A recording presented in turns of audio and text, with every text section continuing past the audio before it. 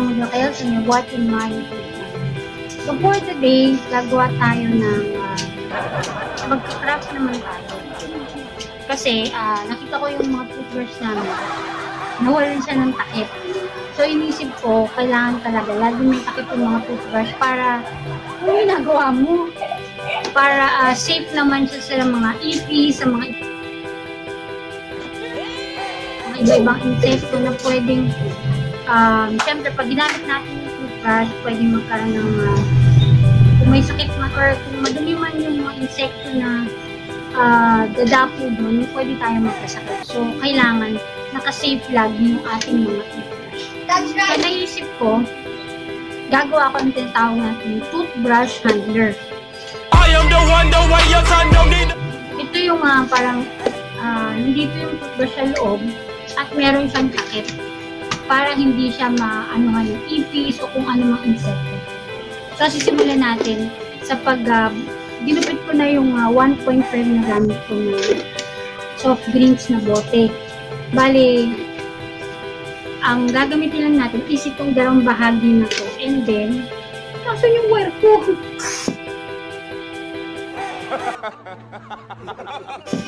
Wala. Gagupit ka lang ng Gupit ka ng wire. gugupit ka ng wire. Ito. Yan.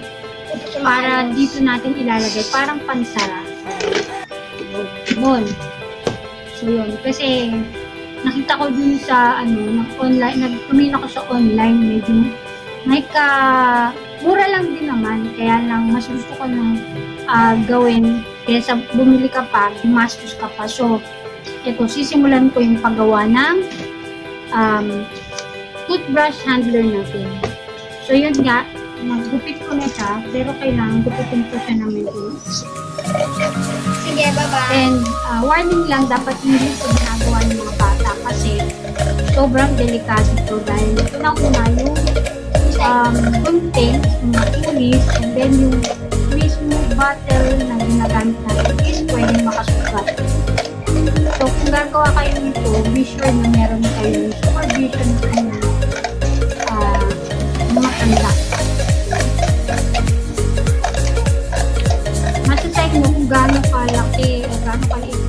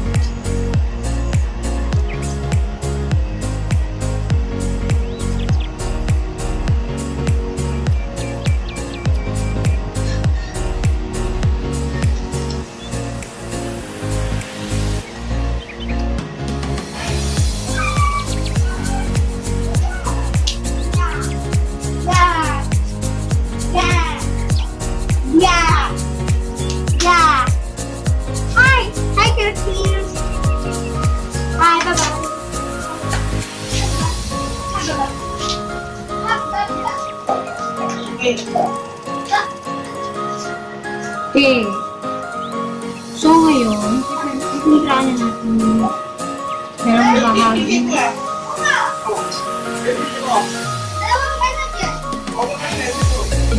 Unahin natin sa hapal.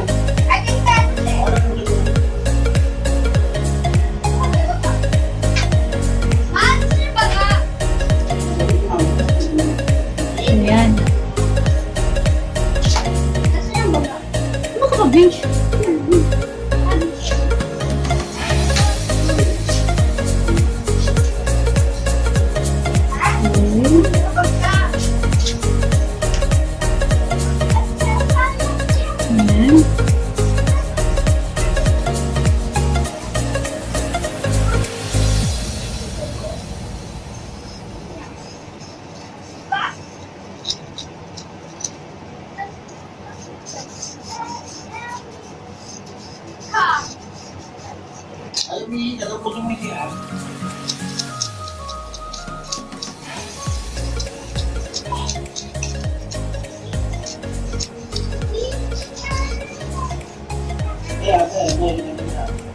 So yan, pinipintra na natin yung loob. Ito yung magsisilbing takip ng ating toothbrush handler or pwedeng toothbrush keeper.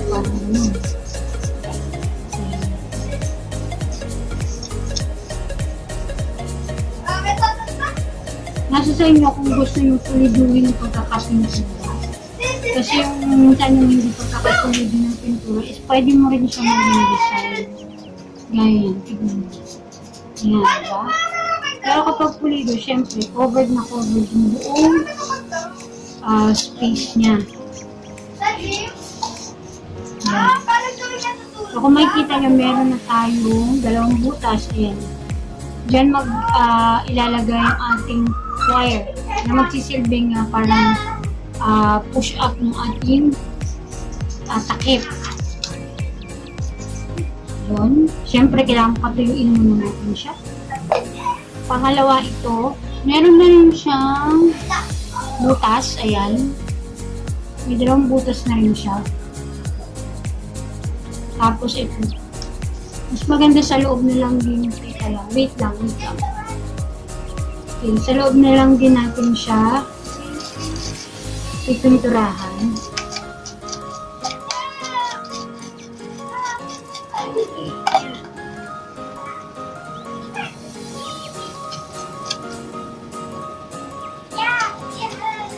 Ayan. Parang concentration niya is nasa loob lang.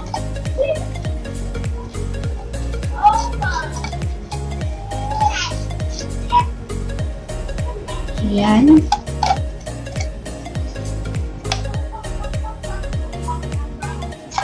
Kung mga gustong gumawa nito ng mga bata, pwede naman, kaya lang magpatulong lang din kayo sa mga magulang nyo or sa nakakatanda kasi pwedeng makasugat sa inyo itong plastic bottle ng soft drinks dahil syempre yung mga itong pinagupitan natin is medyo matalas yan.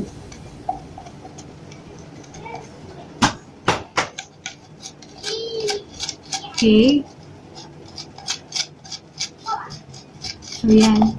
Kailangan lang i-pinturahan natin. Yan.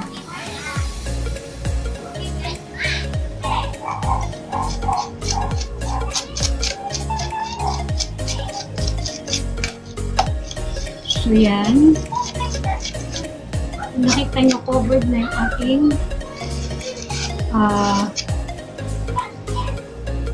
pangalawang bahagi. Ito yung pagpapasukan ng ating toothbrush. Ayan.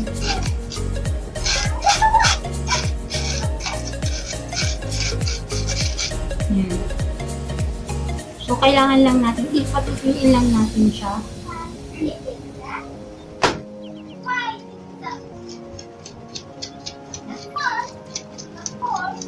Okay.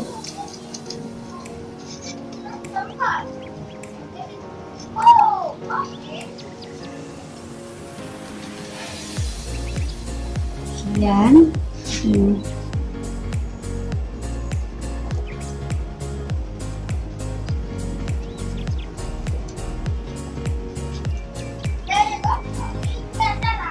Bench, tubig mo.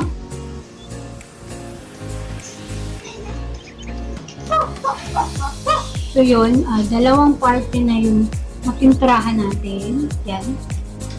So kanina, bago ko to ginawa is gumawa na ako ulit ng isa.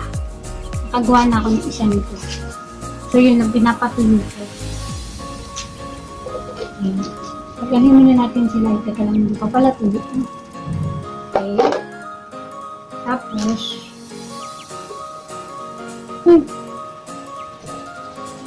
yan.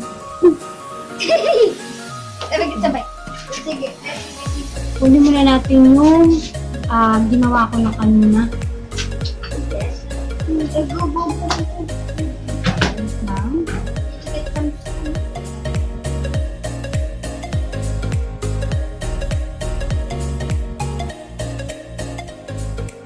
Ito kanina, napatulo ko na siya. Nilagyan ko na rin siya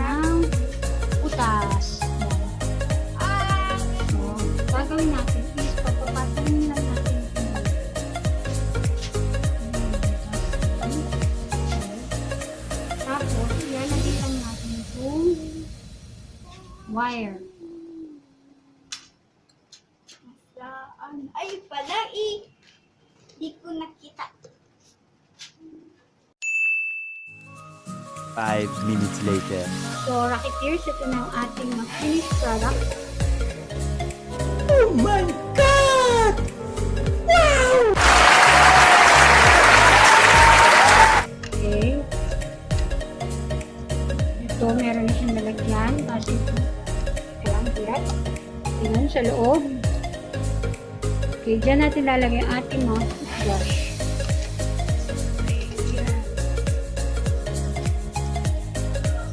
Tapos ito, yan. Nakikita nyo kasi ito yung mga toothbrush namin, ayan. Ito walang antag dito. Walang cover. Yan. So, dito natin ilalagay yung ating toothbrush. Okay. So, yan. Ayan. Dito natin siya sa loob ilalagay. Kunin muna natin para maipakita natin ang ating finished product.